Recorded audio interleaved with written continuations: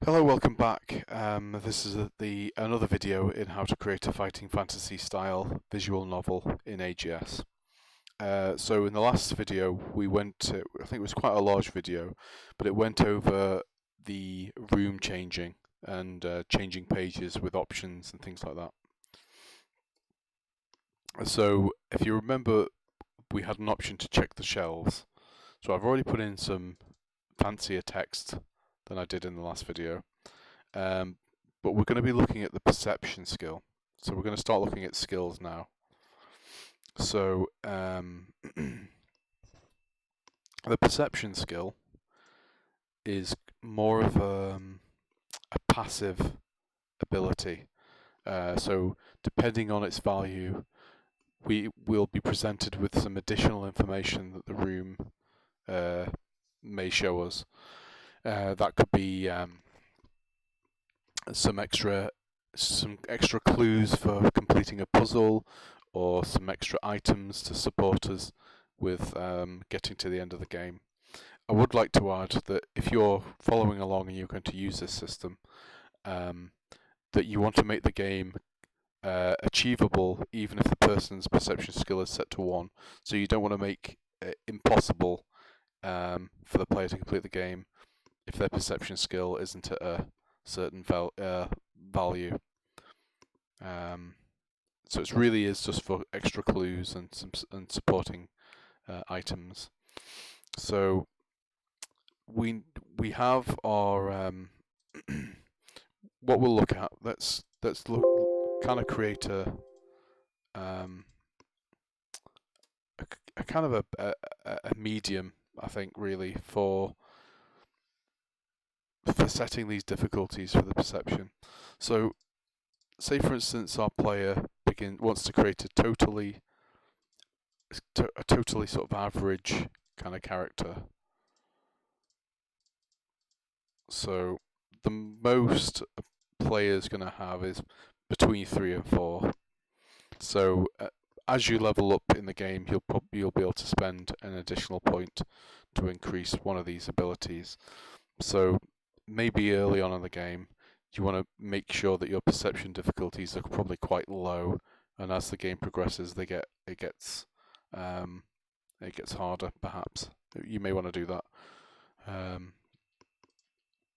So what we'll do is we'll do an if statement. So if skill underscore perception, because we have our global variables, we created these at the start, so we know that this is the player's perception skill, and at the moment it's defaulted to 1, but when the player spends his points on the creation screen, that's going to increase. So if the skill underscore perception is greater than or equal to 4, say, then we're going to do some text here. So just the setup of the page is this text, and then we've got 2 returns, as you can see with these square brackets. So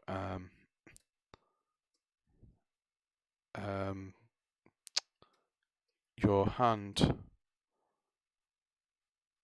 Oh wait a minute! I should probably put in the text, the L text body dot text, and we're appending this to this kind of setup text. So it'll be equals L text body dot text dot append, and it we'll just put in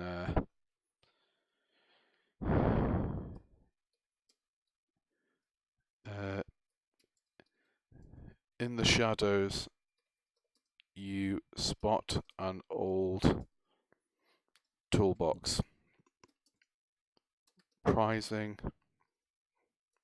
How do you spell that? I'm just going to say pulling the rusted lid open, you find an old ball hammer. So this could be, the player's kind of very first hand-to-hand weapon. that's like pretty. It's not, not very good, but is better than nothing. We haven't started working on our inventory system yet, and we don't have any inventory icons. But if we did, then it would just be a case of doing character player dot add inventory, and it would be, I don't know, I hammer, and that would give the player the hammer item. But as we don't have that yet, I'm going to comment it out. So what happens if the player's skill isn't good enough? So then we'll do a skill underscore perception.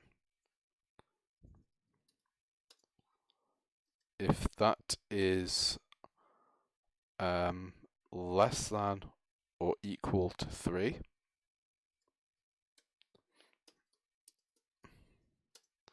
then we're going to have some extra text. L text body dot text equals L text body dot text dot append, because remember we're appending this text to this setup text that's that loads in as soon as the page opens.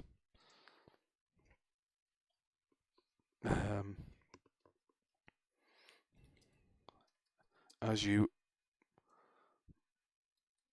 pour around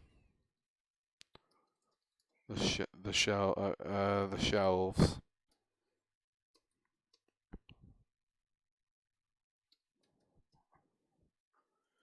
as you blindly pour around the shelves,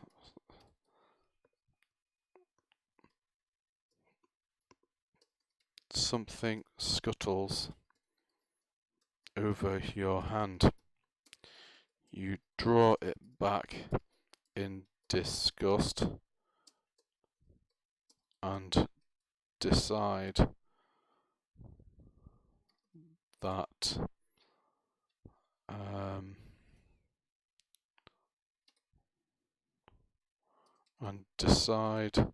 that searching in the dark. Actually, I'm going to append this because it's getting too long, and I don't like it when it gets too long.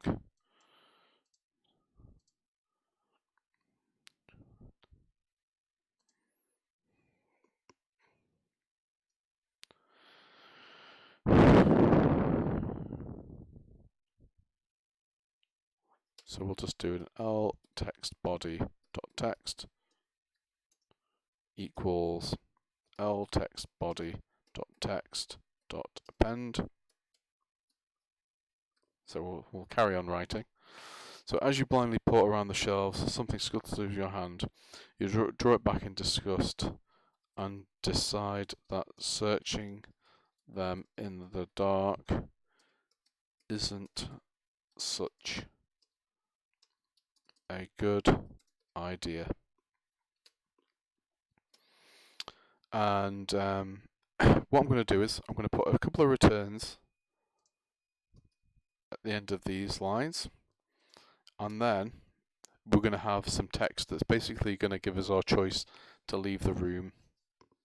So we'll just do L text body dot text equals L text body dot text dot append, because now we're appending this line here to essentially one of these. So either your perception skill success or your perception skill failure. You have no other options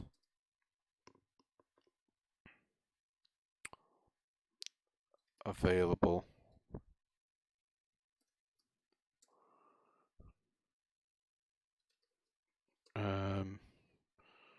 Drawing your attention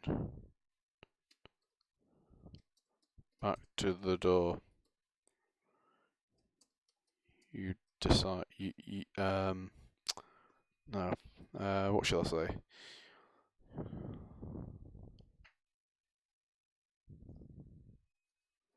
Returning your attention to the room, your only option is the damp-ridden door. Okay, so seeing that there's only one option in this room, we could just do a be next page and dot visible equals true, and just display our next page button, and then you'll click on it and go to your next page. But let's do let's use one of our choices. So we'll do choice 1. So we're switching it to true, so we're displaying it. Let's have an option. Let's have a quick peek at where we want this to be. Now I'm going to have to guess because I don't really know where it's likely to be with all this text. So let's stick it down there for now. So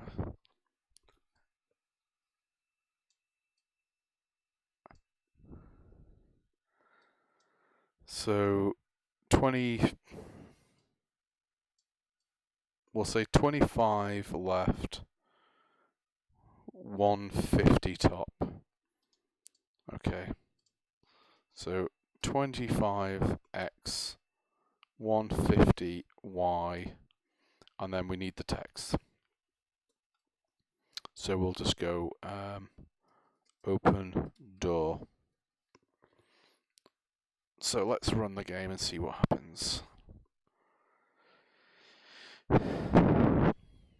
So we'll roll our stats, put a quick name in. So for the example of this test, we're going to have I think it's 3 or less. So let's set our perception to 3. So we're going to fail our perception check. So we'll continue. Let's check the shelves. So there we go. So old tins and dusty boxes litter the shelves, forgotten relics of Durf House from bygone times. Mould and cobwebs cover everything like a thin silver veil. As you blindly paw around the shelves, something scuttles over your hand. You draw it back in disgust and decide that searching them in the dark isn't such a good idea. Okay, so we could do with moving our text a little bit there, our button. I'm just going to put a space there. So let's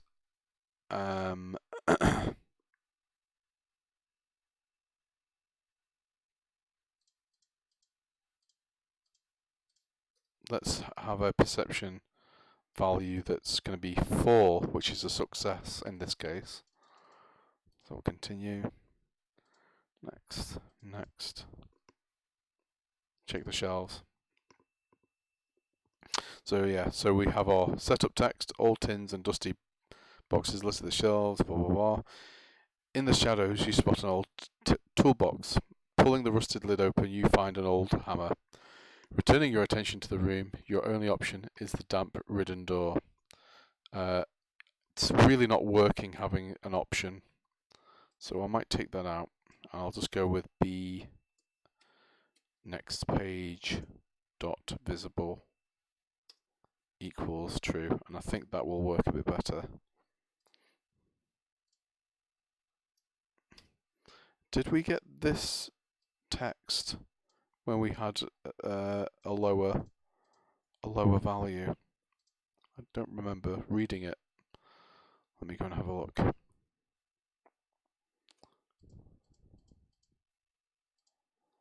So I'm going to spend everything on other things other than perception. So we'll next that. Check the shelves. As you are, okay, isn't such a good idea. Oh, I think what's happening is the text is off. The label isn't big enough for all of the text. So let's just get rid of all of that. Something scuttles over your hand. You drop back in disgust and decide searching in the dark isn't such a good idea. And I might just get rid of one return. That's the problem, is if your game's at a much higher resolution, because I'm working in a very small 320 by 240, I think it is. It's quite a small resolution. You could be working at a much greater resolution, and then in that case you have much more room for text. But if you are working at a smaller resolution, you have to be quite strict with how much you're writing in. So there we go, you see. So it doesn't look very pretty at the moment. We'd have to play around, I think, with the text and reword it a little bit. So if something scuttles over your hand, you draw it back in disgust and decide searching in the dark isn't such a good idea. Returning your attention to the room, your only option is the damp-ridden door, and then we have our next button, which would obviously get us through the door to the next page, and we can just go and create that. So we have B1. So let's create a new folder. We'll call that B2, and then we'll create a new room in there, and we can just give it a quick name. So page 5, corridor, and there we have it. So there we are. So that's essentially how you would do these kind of passive kind of skills in your rooms. Very simple. So it's just really choosing which text to append and which you should hide from the player, essentially. Switching some text on and switching other text off. So in this case, if our perception skill is greater than 4, then we're gaining an item. If it's below 3, then we're just coming away with nothing. We could even, because that was such a frightening thing, sanity minus. But then with this, we would actually probably have to design some little pop-up that would, or some text that would say that we've lost a sanity point. So that's how you would do that. So I hope this was informative, and we'll maybe tidy things up in the next video and move on to the next skill. Maybe we'll work on the inventory screen, because that's another big important feature in the game that we should probably get done. So until then, I shall see you later.